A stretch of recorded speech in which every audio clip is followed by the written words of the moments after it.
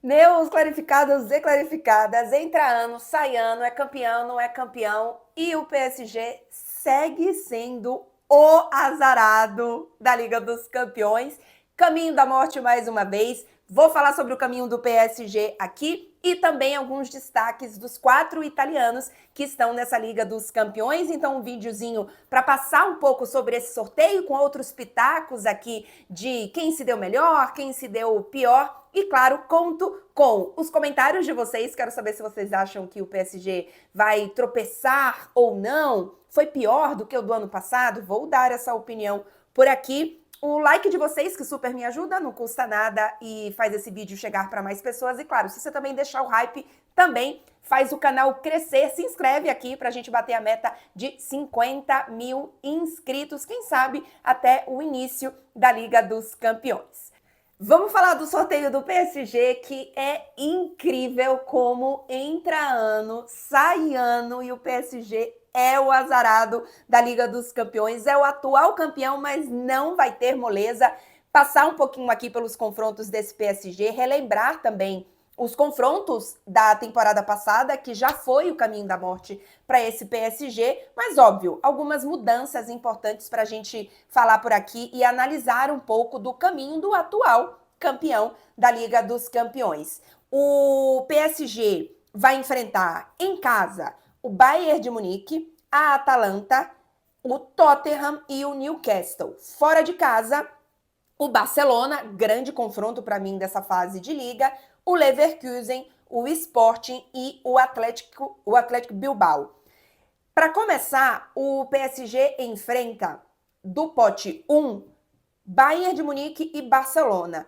Talvez os dois mais difíceis do pote 1, assim, tudo que podia ser pior no pote 1, o PSG pegou. Obviamente, o Barcelona, que para mim, junto com o PSG na temporada passada, foi a melhor equipe da Europa e continua com uma base igual, com o mesmo técnico, com um projeto que na teoria vai amadurecer. É uma continuidade, né, da temporada passada, não é uma equipe que passou por grandes mudanças, então a gente imagina ao menos que seja um caminho de evolução para esse Barcelona, que já era muito bom.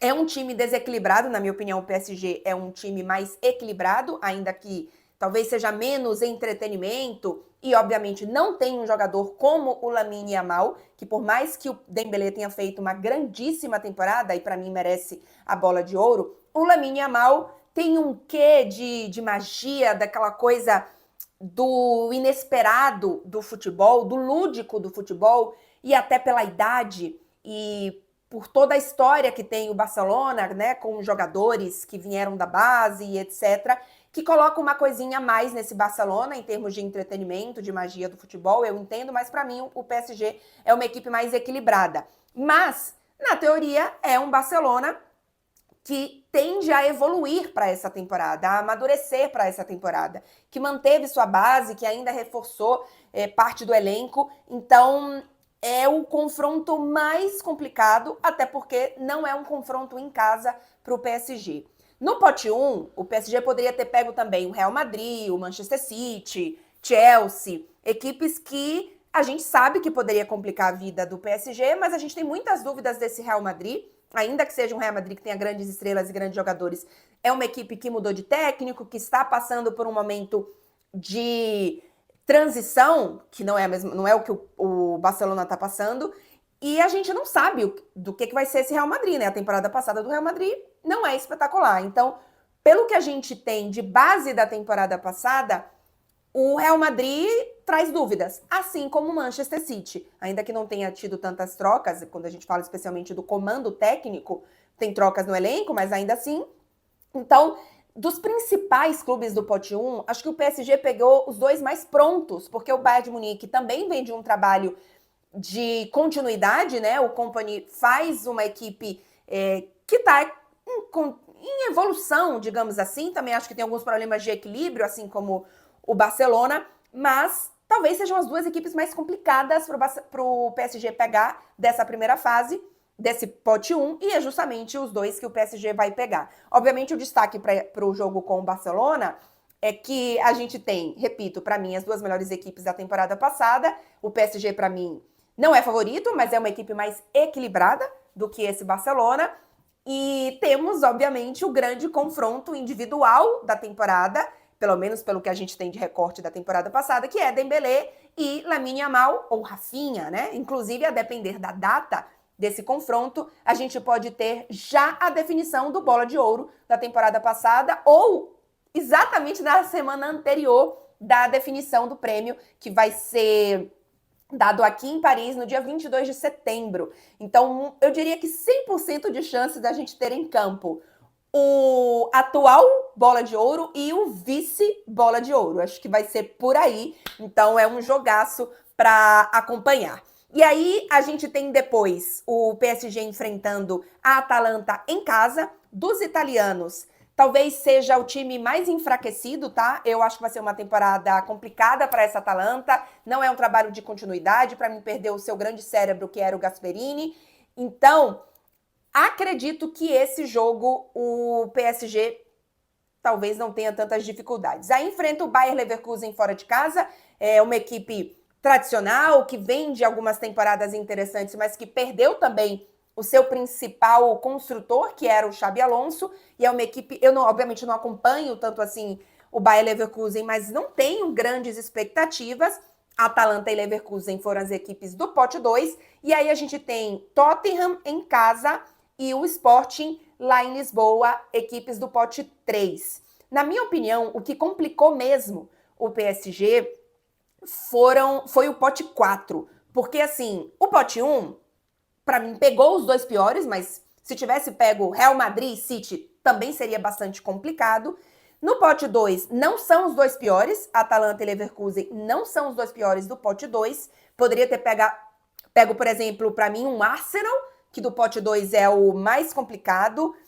Quem mais no pote 2? Para mim, a Juventus talvez seja mais complicada que essa Atalanta, o próprio Atlético de Madrid, que complicou a vida do PSG na temporada passada. Então, no pote 2, o PSG não foi tão mal. No pote 3, acho que o Tottenham é uma equipe complicada para esse PSG. A gente já viu o que fez na Supercopa, que o PSG vence empatando nos minutos finais e depois ganhando nos pênaltis. Era um jogo muito atípico. O PSG tinha 6 dias de retorno de pré-temporada, então é um jogo meio atípico. Mas o Tottenham faz um início de temporada muito bom.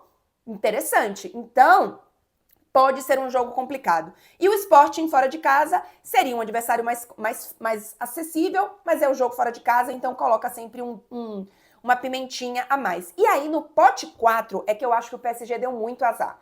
Porque talvez pegou os dois mais complicados desse pote 4, que é o Newcastle, que, querendo ou não, é Premier League, é uma equipe que pode complicar, e o Atlético Bilbao, que em San Mamés, olha, é joguinho chatíssimo para esse PSG. Então, para mim, o que complicou mesmo a vida do PSG foi esse pote 4.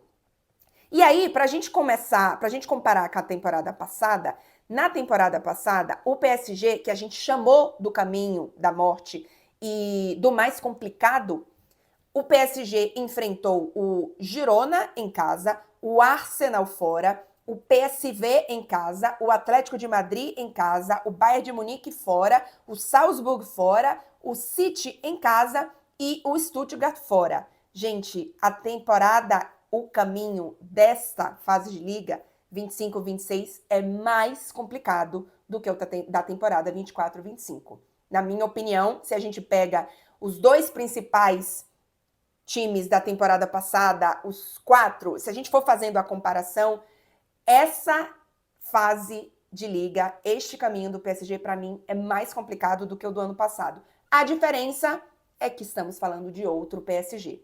O PSG campeão da temporada passada, o PSG de janeiro a maio do ano passado, ou até pode colocar uma parte do Mundial de Clubes, é que eu acho que tem uma diferença aí na competição, mas se a gente pega o PSG que venceu o City em janeiro, até o PSG que goleou e humilhou a Internazionale na final da Liga dos Campeões, este PSG é favorito em todos os confrontos, menos o do Barcelona, que o Barcelona, para mim, não é favorito, mas é um 50-50. Não vai me surpreender se o Barcelona ganhar, até porque joga em casa, e a gente vai descobrir ainda que casa mas também não me surpreende em nada o PSG ganhar. Então, para mim, este é o único confronto que o PSG não é favorito. Estamos falando da melhor equipe da temporada passada, que humilhou a Internazionale na final da Liga dos Campeões. Então, dito isso, é um caminho mais complicado, mas também é um PSG bem diferente. Então, a gente vai entender como que esse PSG vai navegar durante essa temporada. E aí, minha gente, para trazer rapidamente aqui, eu estava vendo um estudo, uma análise que quem fez foi o Opta.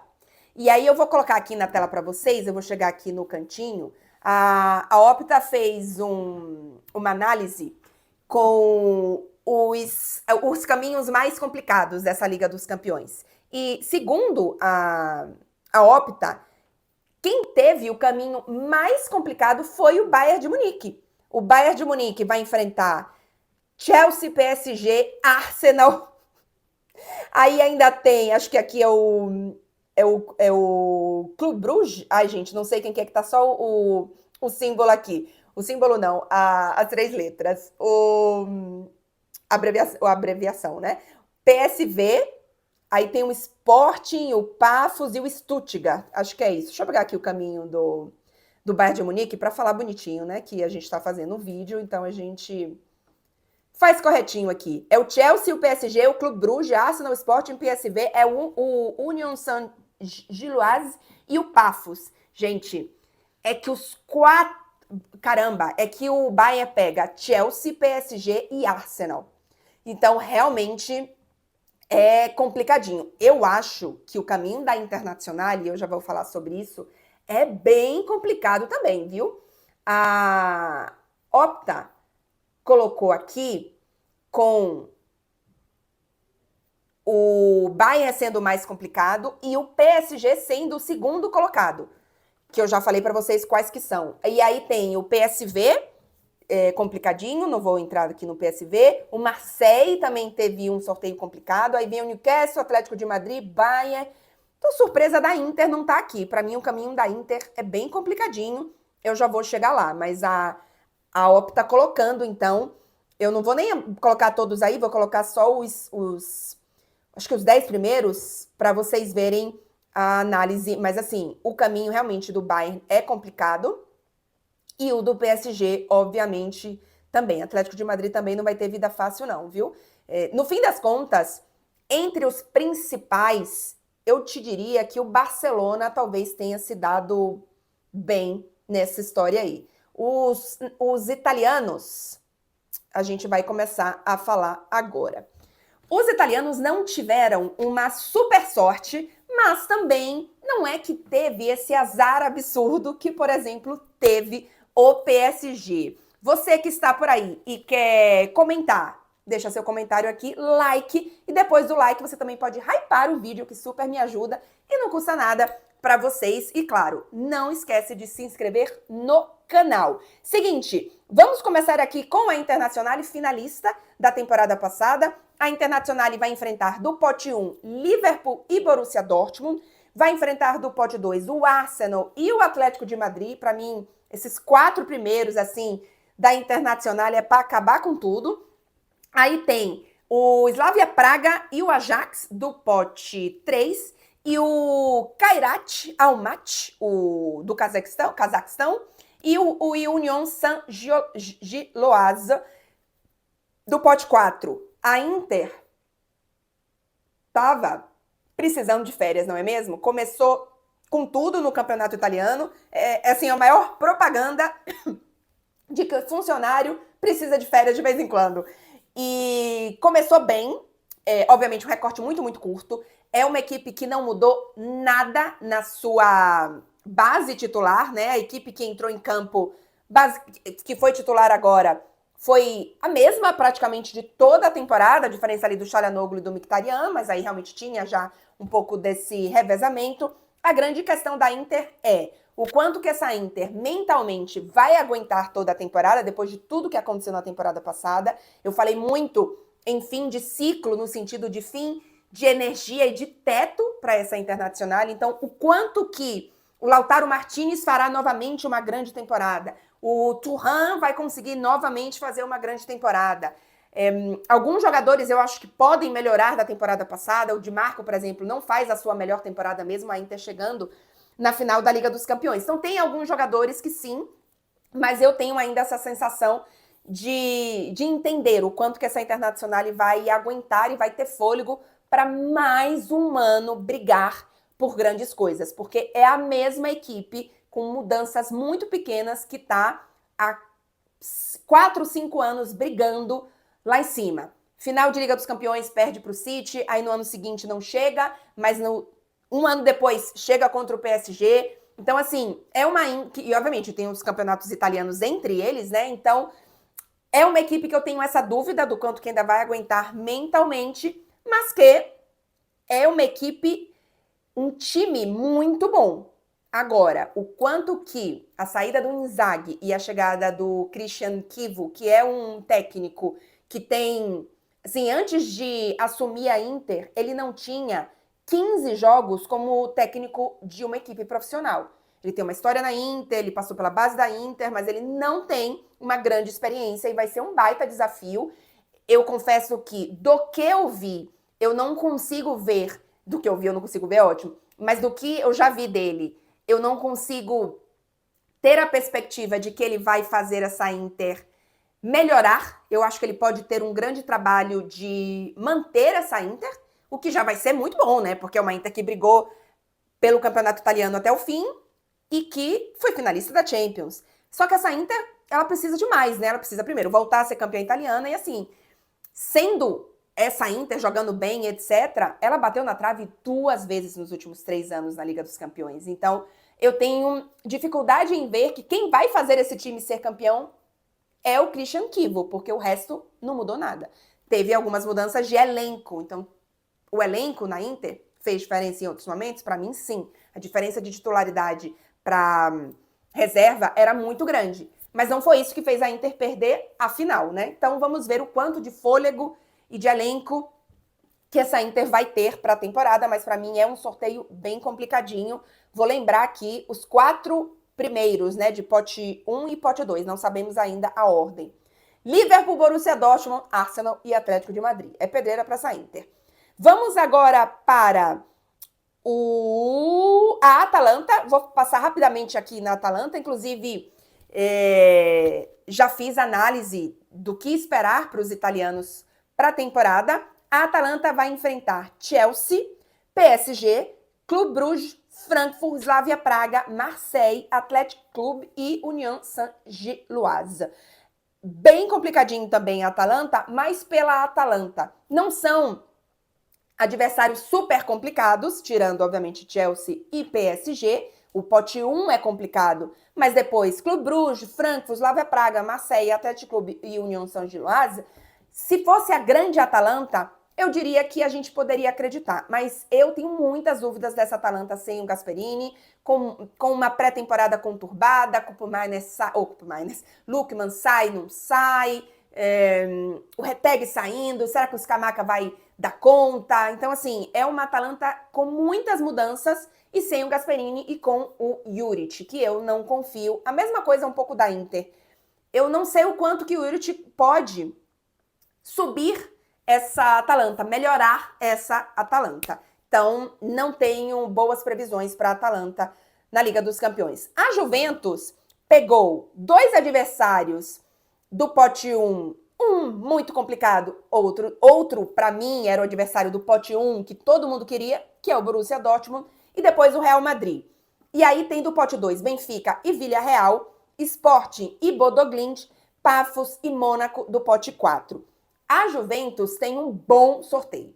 Se a Juventus se acerta, faz um início de temporada redondinho, feijão com arroz, o Tudor para mim também não é esse grande técnico, esse cara que vai revolucionar, mas a gente não sabe ainda se o Vlahovic vai sair, se o Colomoni vai realmente ficar, mas, por exemplo, com o Ildiz indo muito bem, com o Jonathan David, que já começou fazendo gol indo muito bem, um feijão com arroz, a Juventus classifica aí, ó, de boinha, viu? Dá para classificar, Dá para vencer o Dortmund em casa, perdeu para o Real Madrid, beleza. Mas dá para vencer o Benfica, dá para vencer Villarreal, dá para vencer Sporting, Bodoglin, assim, não vai vencer todos esses jogos, óbvio que não. Mas tem jogo em todos eles. Então, se fizer o feijão com arroz, a Juventus pode se dar bem. E aí, para fechar, o atual campeão italiano, o Napoli, que vai enfrentar... O Napoli tá complicadinho, porque tem do pote 1, Chelsea e Manchester City. Inclusive, retorno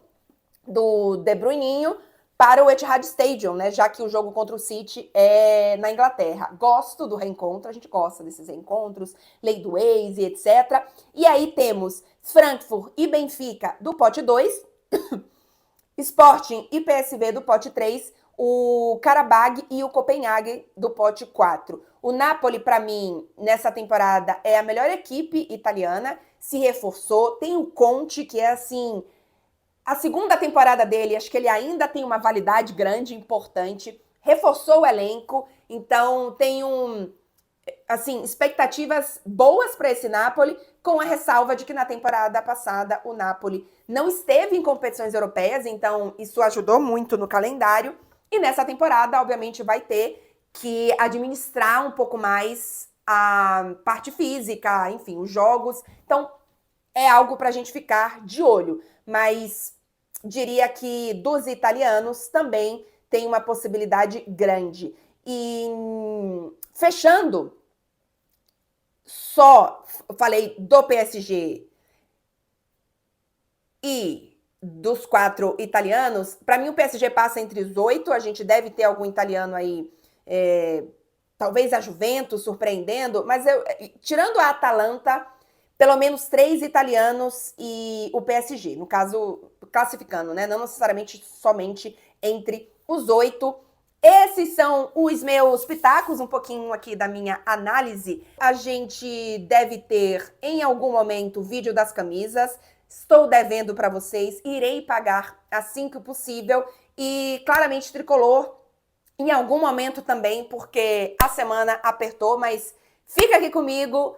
Seja clarificado e clarificada, se inscreve no canal, comentários e, claro, like e hype antes de sair do vídeo. Tchau, gente, e até a próxima.